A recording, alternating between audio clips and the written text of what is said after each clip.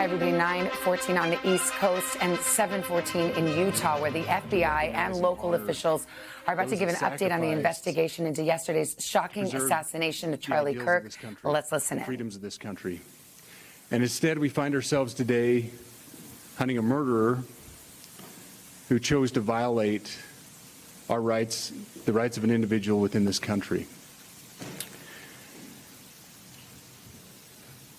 Just to recap yesterday's events, at around 12:20 p.m., political influencer Charlie Kirk was at Utah Valley University participating in a student-sponsored event with Turning Point USA. Charlie was shot at that event. He was transported to a local hospital where he later passed. Last night, his body was moved to the state office of the medical examiner. We will continue to facilitate movements to get him home today and with his family. Yesterday, during the investigative process, we located a couple of persons of interest. We interviewed those individuals, and after releasing them and after clearing them of being suspects, they faced scrutiny, they faced threats. We asked the public to be patient with the investigative process. These individuals were not suspects, they were people of interest.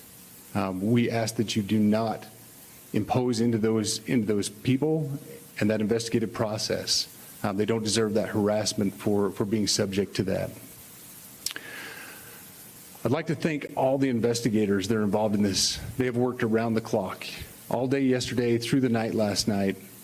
Investigators from the State Bureau of Investigations, from county, from city agencies, the university, our federal partners with the FBI, the ATF, and many others. Those are just a few of the people that we have involved in this. I'd like to thank all of them for their strong work. Through all that work last night, we were able to make a few breakthroughs. We were able to track the movements of the shooter. Starting at 11:52 a.m., this subject arrived on campus, shortly away from campus. We have tracked his movements onto the campus, through the stairwells, up to the roof, across the roof to a shooting location. After the shooting, we were able to track his movements as he moved to the other side of the building, jumped off of the building, and fled off of the campus and into a neighborhood. Our investigators have worked through those neighborhoods, contacting anybody they can with doorbell cameras, witnesses, and have thoroughly worked through those communities, trying to identify any leads. We do have good video footage of this individual. We are not going to release that at this time. We are working through some technologies and some ways to identify this individual. If we are unsuccessful, we will reach out to you as the media and we will push that publicly to help us identify them. But we are confident in our abilities right now, and we would like to move forward in a manner that keeps everyone safe and moves this process appropriately. Last night I communicated with Erica. The family's devastated. As a Commissioner of Public Safety, as a father, as a husband, I can only imagine what that family's going through. The heinous event that happened yesterday is not Utah. This is not what we're known for. Over the past several weeks, we've seen this state come together to help families in mourning, come together as a community to show what Utah is known for a state of character, of service, of camaraderie, of a neighboring feel. We will not stand for what happened yesterday. We are exhausting every lead. We have every officer invested in this, every investigator, every local agency. The outpouring of support from the law enforcement community has been astounding. We are investing everything we have into this, and we will catch this individual. Having walked through the crime scene, through the hallways of this school, through the classrooms, I can't imagine what the people on scene felt as well. A horrific event where some of them barricaded in classrooms, some of them ran in fear. Can't overstate the tragedy and the horrific event that yesterday was. and how we will work to bring to justice the actions of one individual or any other individuals that assisted in that. Our state has gone through a lot, and we will come out successful. With that, I'll turn the time over to Special Agent Bowles in charge. Good morning. My name is Robert Bowles, and I am the Special Agent in charge of the Salt Lake Field Office. Following yesterday's tragic shooting of Charlie Kirk, FBI agents have been working around the clock in coordination with our law enforcement partners. We are and will continue to work nonstop until we find the person that has committed this heinous crime and find out why they did it. This morning I can tell you that we have recovered what we believe is the weapon that was used in yesterday's shooting. It is a high-powered bolt-action rifle. That rifle was recovered in a wooded area where the shooter had fled. The FBI laboratory will be analyzing this weapon. Investigators have also collected footwear impression, a palm print, and forearm imprints for analysis. Now, I understand there are a lot of questions about motive. I assure you that all leads, tips are being fully investigated. As of this morning, we have received more than 130 tips. We thank the community for that. The FBI has brought every resource to bear, and we will continue to do so throughout the course of this investigation. The FBI's mission is to protect the American people. It's to uphold the Constitution of the United States. Any attack on the First Amendment is an attack on the very foundation of our democracy. That is why we will relentlessly pursue this case and the shooter until we find him. We also continue to grieve with the family and the community. It's our community.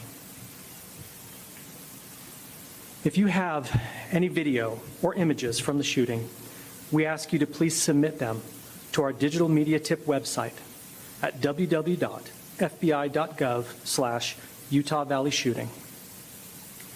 You can also call the FBI at 1-800-CALL-FBI. We truly rely on the public's help in these types of cases, and no tip is too small or insignificant. Thank you.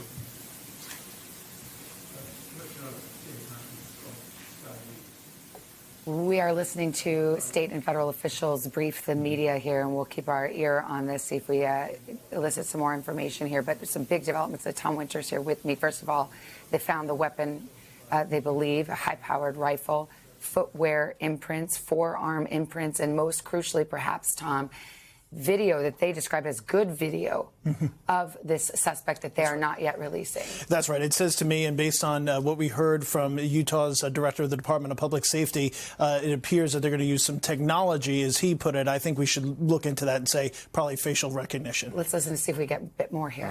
We're not releasing many details right now, and we will soon. But right now we're not. But that individual appears to be of college age. We are confident in our abilities to track that individual. If we're unsuccessful in identifying them immediately, we will reach out for the public's help and the media's help in pushing those photos. That was a new development overnight, working through the night, studying those cameras. So that's something that's new and that we're working through right now. As far as the security, I cannot speak to that. Neither the Department of Public Safety nor the Federal Bureau of Investigation was involved in the planning or security of this event, and that'll have to be a question later for other agencies.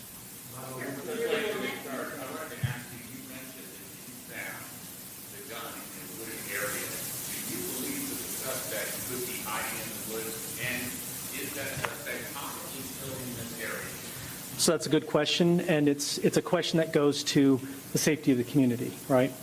No, not in those woods. We've walked through those woods and secured it. As to the community, I can tell you that this was a targeted event. We don't believe that the community is at risk. However, we are exhausting every resource to find him, and we will do so. With the BBC, from the images you have, can you see clearly the suspect's face? You say he's college age. Do you believe he was from this university? And how far do you think he may have gone in this time? So I can't comment specifically on his face or any details such as that, as it's continuing to be a part of the investigation. And again, we'll release that shortly. However, we're doing everything we can to find him, and we're not sure how far he has gone yet, but we will do our best. Do you have a clear image of his face? We have images of the suspect. Can you trace the bump's owner? Now that you've been able to recover, do you believe you know who this person is, the person that you're looking for? Again, as part of the investigation, we're not releasing any details such as that right now. We are exhausting all of our resources to be able to collect those, but that's, again, part of the investigation. Have you been able to trace back the owner of the gun? You said you found the weapon. Have you been able to trace back the owner of that weapon? We are working on that, but again, part of the investigation that I can't release. There's been a lot of turnover at the FBI. Do you think that's impacting? Not at all. We've got complete and total support from everyone, from the director on down, and it's been an incredible supportive environment so far. Our tweets like the one yesterday useful though, where we announced that the suspect. All I can say is that we're working the investigation the best we have with the environment we're given. So thank you. Those are all the questions for right now. Thank you, everybody. Right, so a lot of revelations there from the officials in Utah briefing on the assassination of Charlie Kirk, conservative commentator. Biggest point to note is that the suspect is still at large. However, Tom Winter, who joins me now, they've got some pretty big leads. These are major developments. They've got what they consider to be good visual of the suspect in terms of some kind of surveillance video and the weapon. And that potentially could be a big lead in terms of identifying. 100%. This isn't somebody that phoned in and said, well, I might have a relative, somebody's missing. All that information can be helpful. This is derived by evidence. So a couple of key things here right now. They've found the weapon that they believe is responsible for this, that the shooter used. So that could be used to trace back to who purchased that. Is it, in fact, the shooter themselves or other information that can be helpful with respect to tracing that? You know that individual no longer has that rifle. That's also important information to know. The big thing is backing it up. They have a timeline. They know when this person got on campus. They're able to track this individual, according to officials there, through the stairwells, up onto the roof. They know he jumped off of the roof and started to flee into a neighborhood. And they mentioned there the Ring cameras. That every house now kind of has some sort of a camera or surveillance thing, and typically to track who's at your front door, who's dropping off packages. But it can be key. And we've seen this time and again in investigations over the last year, 18 months, where that type of what's called a video canvas, going literally door to door, shoe leather detective work, can find images, and you can really track where somebody is. They said good images. They did not answer whether or not they have a shot of his face, but then they mentioned technology, Savannah, as we were discussing earlier. Sure sounds like they want to use some facial recognition and other tools to try to be able to find this person before they do anything else. And what they didn't say is that whether or not they know or have a good guess as to the identity of this individual. They're clearly not going to tell the public at this point as they're working this case. NBC's Morgan Chesky at the scene of Utah Valley University is seeing that of college students shaken, the school closed for the rest of the week, and yet the officials are saying it's not considered a threat to the community because this is a targeted attack, Morgan. Yeah, Savannah, they're calling it a targeted attack, and they say that right now they don't believe this community at large is at risk from that shooter that opened fire just yesterday at, again, 12:20. And I think what's so striking here, Savannah, is the fact that we can now piece together this timeline somewhat. He arrived on campus at 11:52 a.m. A student I spoke to last night, Savannah, said that this amphitheater where Kirk was shot was just on the other side of this building behind me. He said that this event, whether you liked Kirk or not, or agreed with his politics or not, was well known across the entire campus. There were signs up advertising his speech. He thought about going, but he said he had studies to do at the library. But even he heard that shot and then looked up and saw this mass exodus of students running by the windows. He himself, once he realized what had happened, fled as well. And that was just kind of one story of so many we heard yesterday. yesterday from these students describing essentially that pandemonium when that single shot was fired. And now to know that we have video of that gunman leaving that rooftop perch, leaving this campus, it will only go towards building this case going forward and hopefully bringing this individual that authorities described as looking college age into custody. Morgan, thank you very much. I know you'll be right there on campus waiting other updates. I would turn to you, Tom, as we close here, because this was a shot taken from a distance of about 200 yards, a high-powered rifle, we now know.